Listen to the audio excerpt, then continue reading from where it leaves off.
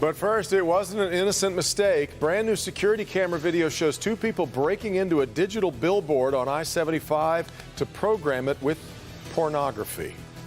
Good to have you with us today at 5. Alarmed drivers flooded Auburn Hills police with calls as they scrambled to shut that billboard down over the weekend. And now we're getting a much clearer idea of what happened thanks to this security camera video from the room that houses the computer that controls that billboard.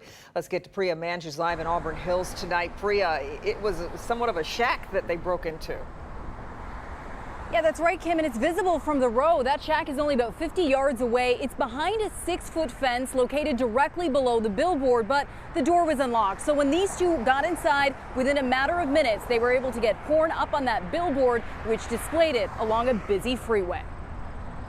I've never heard of this happening anywhere before. First, porn playing on a billboard by the freeway, then this surveillance video of two people breaking into the shack below the billboard to upload pornographic images. In this particular incident, we had a local billboard basically run by a system on site that is not staffed with anybody, which obviously creates the perfect storm where somebody was able to have access to it. Wearing hazmat-like disguises, Auburn Hills police say these two broke into the shack and uploaded porn to a laptop that displays images on that billboard. The initial reaction was, how do we shut this thing down? Auburn Hills police started getting calls around 11 Saturday night about porn playing on the billboard along I-75 near M59.